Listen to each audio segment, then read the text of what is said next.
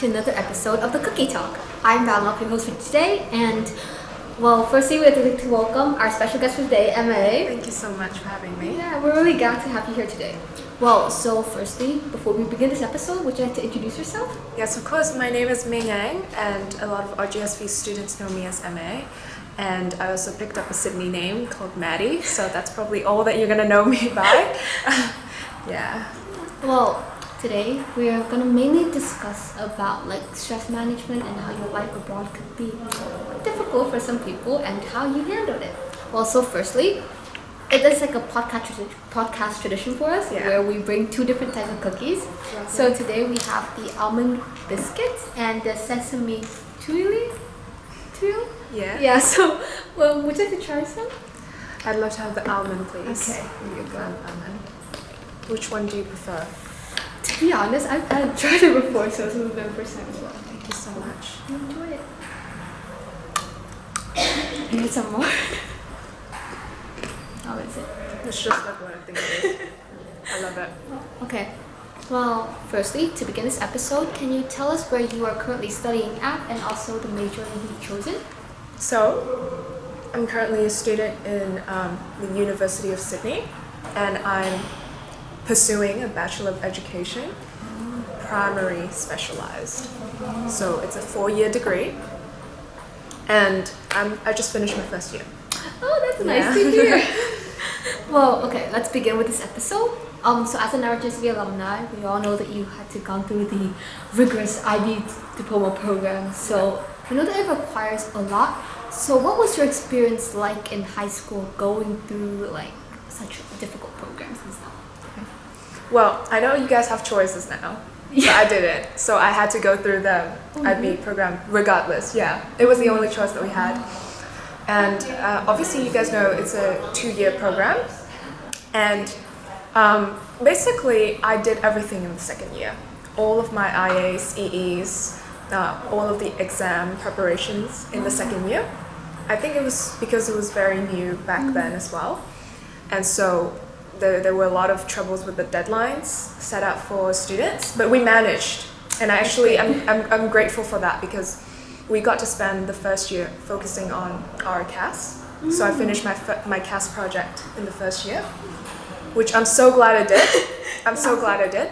And it was very great opportunities for me to kind of just really focus on those kind of projects in the first year. But with that said, it also meant that the second year was all fully academic. But we were lucky in the sense that because obviously it wasn't fortunate that we had COVID back then, but then it gave me the opportunity to stay at home and study. So it compensated for that. So yeah. Now that I think about that, I can't imagine having to split the IB program. Already such a difficult program, but trying to fit all of the studies within 1 year. Yeah. The majority. Oh, okay. Okay. Not all of it. Obviously, we still had exams in the previous year, but it felt like to me that most of the work was done on the second year. Yeah. Well, I think that it is almost possibly impossible for someone to go through the programs and having to balance so many aspects without feeling a bit of stress and pressure. So at the time, how did you manage to deal with those kinds of feelings and emotions? Right. Obviously, it's a stressful program for a reason. And I think when we get into any programs, it doesn't matter if you do A-levels or IBs or any high school programs that you do, there's always stress and there's always pressure to do well. Because obviously it's that feeling when you're going through a challenging period and it's quite necessary for some sort of change to happen. So first of all, I'd like to acknowledge that it's completely normal to feel stressful, because if not, then you're really stagnating and I just acknowledged that I was stressed during that period, and there were a lot of work to do. And I think that's the first step that I did, was to admit that there's a lot of work to do and I'm really behind. And the next step is obviously I took my time to think about that, and then I think of what I have to do next. So you just have to face it Like straight. self-discipline kind of. It's more like you just have to accept the fact that this is the situation Yeah. I'm faced with, and I need to do something about it, and this is the step that I'm gonna take to make it a little bit better. So I think set expectation for yourself and be realistic about it. So for me, I'm happy if I make progress and if I try my best with the time that I have afterwards. Nice. So that's a way that you can manage it. Because honestly, in the first year, I was kind of neglecting the academic sides. Yeah, I wasn't really paying attention to a lot of classes, and I'm not really good at that because I have my own way of studying, and for me, going to class was a little bit difficult. It was very challenging, and also I was having so much fun with all of my all of my CAS projects and activities and hanging out with my friends. And so like by the time I got to the first semester of my second year, it hit me, because that's when all the deadlines kind of start coming. Like, you know, like for exam, it's either you go to the exam regardless, but those are the things that you have to turn in. And so that's when it got to me that I haven't really done anything. And so I had missed out on a full year of studying. And so by then the situation for me was that I have to catch up all the things that I had missed this year, in addition to doing all of the IAs. I can't imagine the workload you also had to handle at the time. Yeah, and it was, obviously it was stressful. It was very stressful, but I acknowledged that it was stressful. And then afterwards, I think of what I have to do next to make the situation the way that I want it. And so I guess the thing that I did was I determined what I wanted. And I think it's very important for you later on as well, and for anyone who's kind of like lacking clarity, is to first of all just sit down and lay out everything that's happening in your life. And especially when you're a student, it's a little bit easier if you acknowledge that academic is an important part. Is you need to look at the academic goal that you want. For me, by then it was get good grades. For me, it was get good grades, turn the assignments in, get good grades, and then I broke down steps on how I need to do that. So it would look something like, well, the syllabus is like this. I need to make sure that I know everything from the syllabus. And how do I make sure that I know everything from the syllabus? It means that I have to break it down in different chunks, and then I start from there. And then I realized I have 12 chunks of work to do for each subject. And then I laid it out. If I do it from here till my exam, how long do I have? Then it looks like I have around 6 weeks. That means each of those things has to be done by this week. And then I realized that I have to start like tomorrow. Like now Yeah. sometimes. So it's gonna look something like that. Yeah. But I feel like in order to cope with, stressful period, is try to give yourself some clarity into what you're stressed about. Obviously, some situation you cannot. We're not going to talk about all the situation where you cannot have control over. But if it's a goal that you want to reach, then you have to take those steps into consideration. I would definitely be using for advice for that, especially reaching the end of IGCSE. And then I kind of realized that we're still so much further away from like finishing the syllabus. So I started to have to pick up, and yes, kind of similar experience in like one way or another. Well, being a student, we understand that academics isn't just like, your life isn't just all about like getting good grades and stuff. So you also have to balance like social life and stuff. So other than schoolwork and getting good grades, were there any other sorts of kind of stress or pressure that kind of contributed to it for you? Well, during IB, because this is when I start to see the importance of it. Because during IB, I was so behind already by like the end of the year. So basically, I looked at my math textbook and I wanted to cry. That was how bad it was. But I was so far behind already. So it's kind of like a price that I had to pay, was that I had to not be balanced. So yeah, so back then, all I did for about a month prior to the exam was studying. So I basically lost a lot of social connection during that month. Very isolated. My routine looked something like I woke up at 7, and then I do my work, I eat, I do my work, I eat, I do my work, I go to bed. Wow. That's what it looked like, but that's why I said COVID kind of was on like my like like Compensated for it. compensated for that, because I couldn't go out because my mom didn't allow me to go out, and I was in quarantine.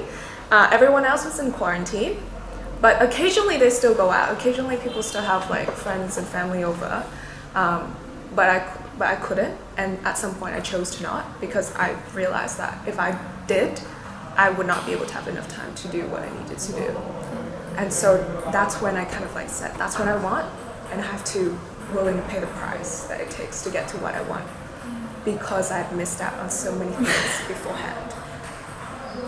So like to balance your life sometimes is to understand the situation you're currently at to choose the correct path. Yeah, so it was that moment of realization that I realized I can't live like this forever. Even though I'm grateful that that period passed and it taught me a lot about how to learn. But afterwards, once that period was over, I lost balance. So it was always in one extreme. When I worked, I couldn't socialize. When I socialized, have good experiences, I couldn't work. So my goal when I came to university was to balance that out. Because aside from work, now you have to think about so many other things. So accommodation, if you're like me in Sydney, you have to rent outside, so you don't live in a dorm.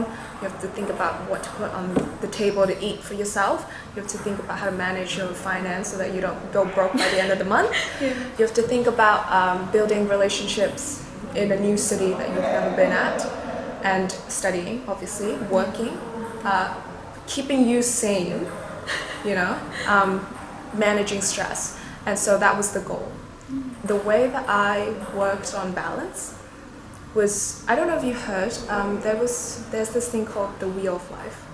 Oh yeah, I heard of it. I made my wheel quite simple, so I divide my life into 3 categories that I wanted to focus on. So it's career and studying, that's all in one category. Health and well-being, so physical health, mental health. And then relationships and experiences, so family, friends, social life, experience, having fun. So my goal for 2020, all of those aspects. And I'm working towards it, but I'm happier than what I had in 2022. So once I established that, I kind of just note down what does that look like for me to be fulfilled in each of those aspects. So for example, academically, it could be like, I need to be able to score well. I need to be able to understand what I'm doing in university.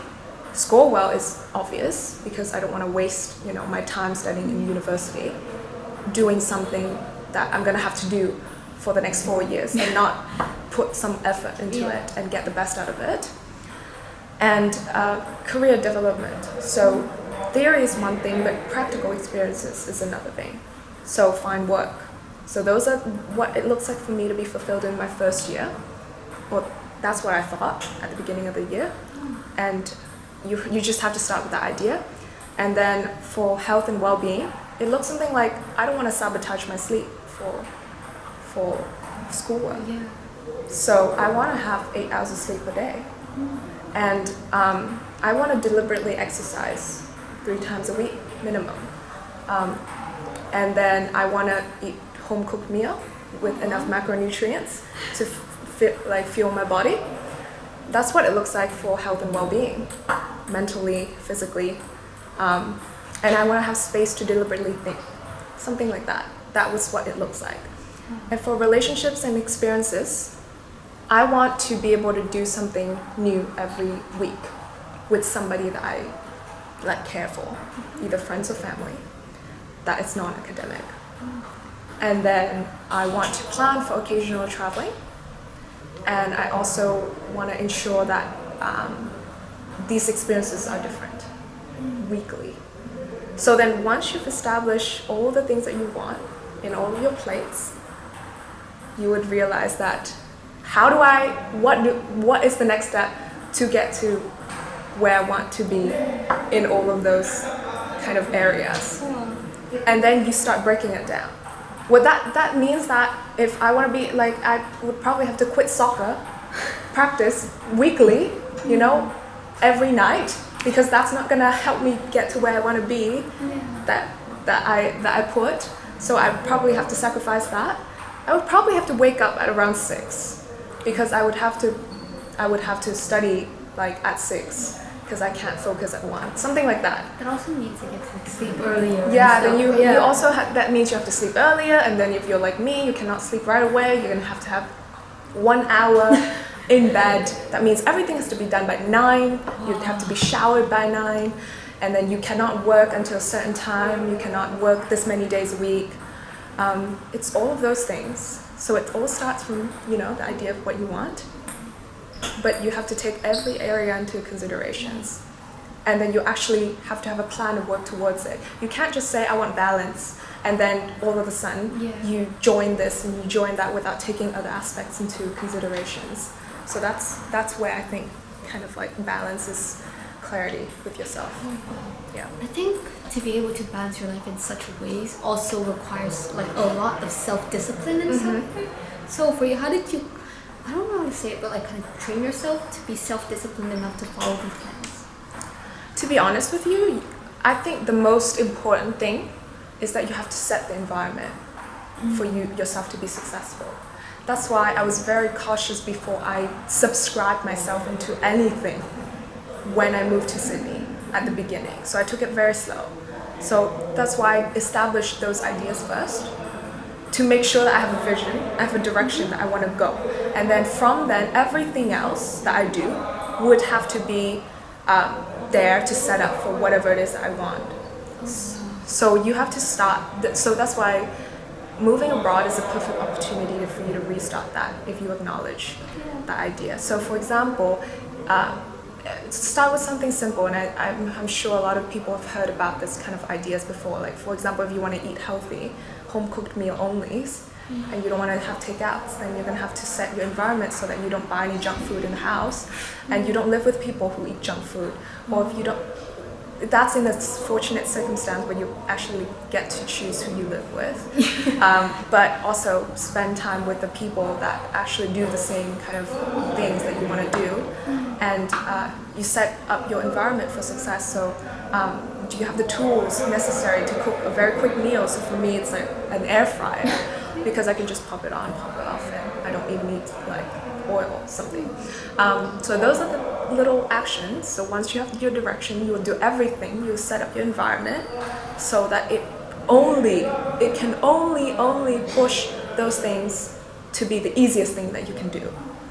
So if you don't make it easy, you're not going to do it. That is true, yeah. Yeah, so if you don't have food in the house, you're going to probably want to do takeouts rather than cook, right? But if you make cooking even faster than taking out, then you're going to cook all the time. So my salmon takes like 10 minutes, and takeouts there takes like 30, and I'm like, I cannot wait. So I just might as well eat. So you have to make all of these things easy, but you need to have a direction first. So that's what I think. Now that I think about it, there's so much to learn from that. I've never really thought of it that way, to have to make the things that you have to do the most accessible possible. Because only when then can you actually like stop procrastinating. Yeah. Because like it's right there. Why won't you just take it? So, like living the life like that and things like so. Did you have to deal with any stress, and then at the same time, how did you like manage that stress for yourself? Especially like now that I think about it, you were being abroad by yourself, right? There was a family there, so how was it? Of course. There were tremendous moments of stress, because now you don't have to think about just academic anymore. You have to think, as I said, there's so many other things on your plate. First of all, there's so many problems. I can have a list of hundreds of problems that I can think of moving abroad, but that's the same thing for everyone. It doesn't matter where you go. So like just simply thinking about where you're gonna live, what you're gonna eat today, so many decisions that you have to take. So I think the way to manage stress for me was that I see it as something that I have to overcome to be in a better place. So as in, these issues are going to happen and it happens for a reason.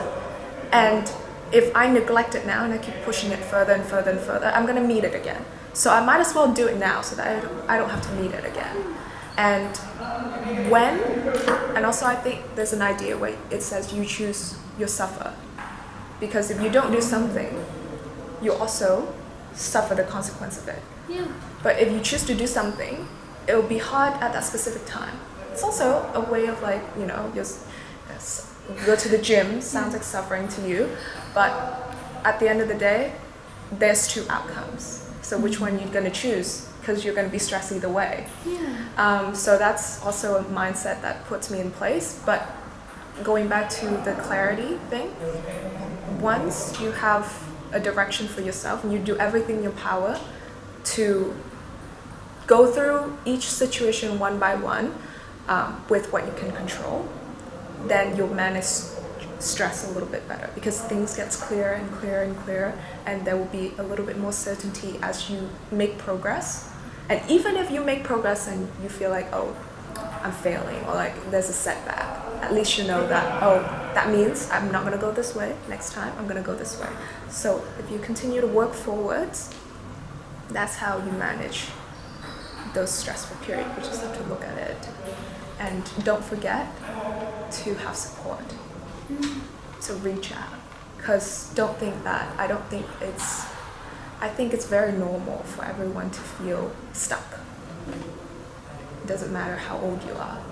And so one of the most important things that I had was support. And it probably wouldn't come if you just sit.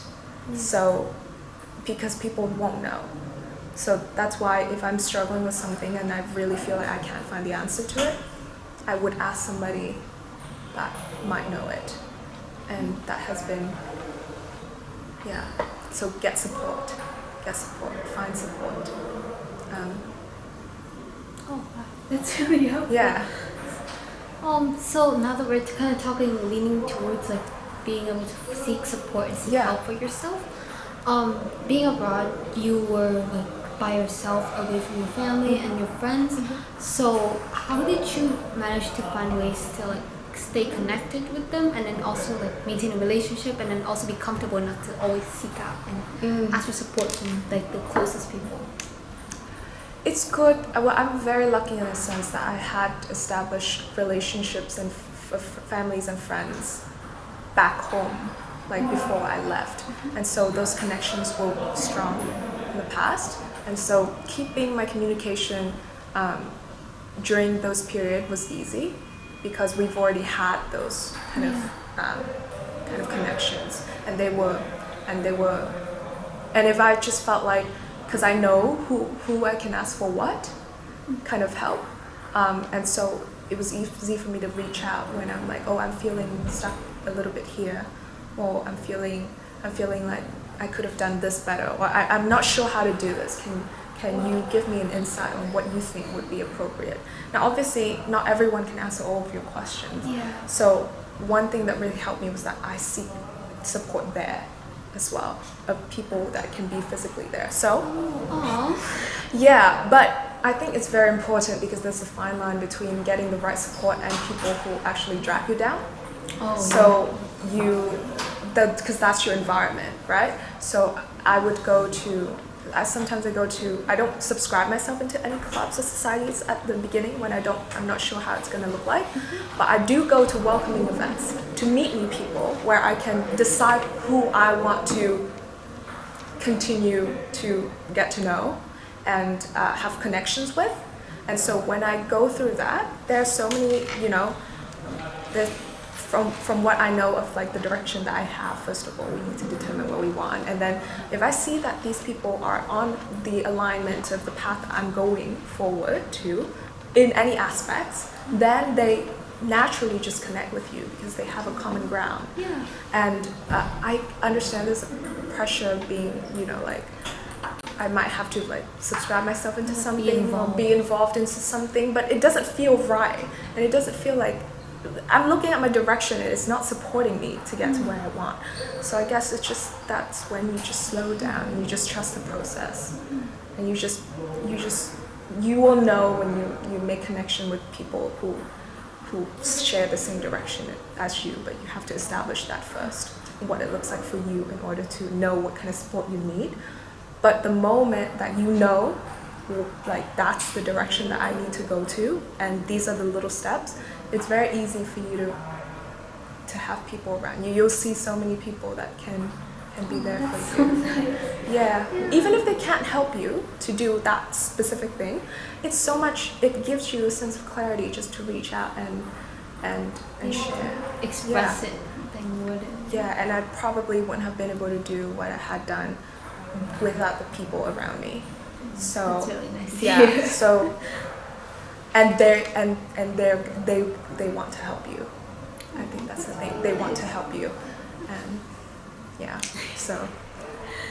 So, another thing more about it. So you just said that you weren't subscribed to any kind of like societies or clubs at the beginning, right? Yeah. So how are you able to establish relationships with like new people in like a brand new country, brand new city? So how was that process like? 'Cause Yeah, so there are a lot of like welcoming events. That's my route at least.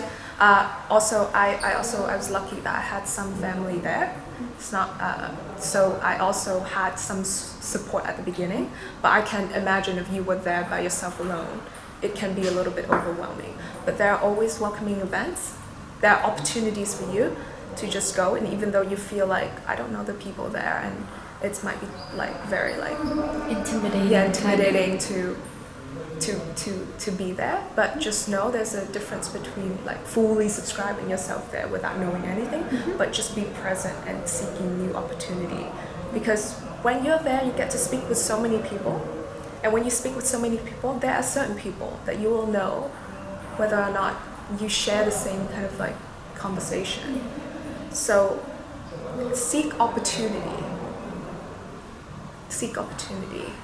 Find welcoming events if it's reachable for you, if it makes sense for you, if you feel like it's a community that you might be able to find the people that you need there.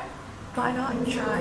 Even though sometimes once or twice you might not even find anyone, and then the third time you found a couple of very quality people, and they make or break your environment. Truly. You just need very handful of quality people. It's also learning to like you don't need to always have a big circle around you, but a small but secured social circle is sometimes a lot better. Yeah, and you find people where you just it's in a level of relationship where you just know them, and they might not share like the core kind of like middle ground with you, but they might be able to be there if you need other help. So open yourself to opportunity to when you can connect and find support when you first come to a new country would be nice. Well, being away from your family and your siblings and stuff, how did you manage to maintain a close relationship with them despite like time zone and then having to balance your life? I think being very deliberate about spending time with the people that you love. I know it's easy to just text here and there, but I think scheduling just time. Can I call you today? And actually have something in mind that you want to share to them, but be intentional about sharing these stories with the people that you love, with your friends and family. And so you've established a level of kind of like respect that we're sharing the story, my experiences with you. It will avoid any sorts of like misunderstanding of like why are you being so distant or anything, any sort of that kind of like misunderstanding between close friends. And so if they matter to you, you just kind of like think about what you really want to say to them, and like schedule a deliberate time to speak to them. That's what I. It's really nice to hear. So when you were able to like kind of communicate with your families that way, What would you say would, like, because I understand through the conversations with you that you have like a really strong support system. So what would you recommend for people who are seeking to also find that kind of support system behind them? Like, how do they know who to trust? How those kinds of things? So I think it goes back to that beginning when you sit down with yourself first. So you need to know what kind of, I know it's a very broad thing, but what kind of like path, what kind of vision that you have for your life right now, taking all of the factors into consideration. You can't just, I don't think anyone can just go and think of like, I want to live a life where I'm like this and that and without accounting the cost of what it takes to get there. And once you've established all of the things that you want to do and the cost that it takes, and then you pick and choose, you know exactly that this is the direction that you want to go to this period of time, and you commit to stick to it for this period of time, then once you open your opportunity and talk to the people that you need to talk, you know right away. For example, if you establish that, for example, gym and nutrition and food, all of those things are non-negotiable for you, and you want somebody who's really going to be a strong support system in your life, and you have a conversation with somebody and they tell you about what their life looks like, and it's I have a party every day at from 7 to 3 a.m. You'll know right away that perhaps I can share common ground with you on some other things. I'd love to have a conversation with you on that. But for me to be surrounded, for us to kind of like share a same conversation every single day, or like walk through this first year kind of like as very close friends, it's very difficult. Because you guys are not going to be compatible in that way, and somebody's going to have to give in order for that to work, right? To be close friends, best friends, right?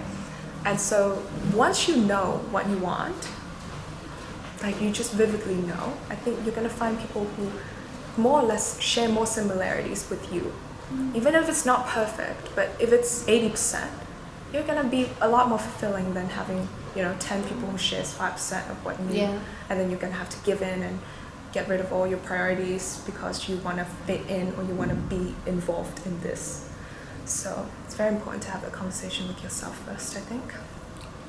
I can see you have so much like self-discipline and also like kind of, I would say like self-respect as well, to be able to hold yourself accountable with those things and then making your life so balanced. So I really hope that you reach your goal for 2023 of being able to balance all aspects of your life.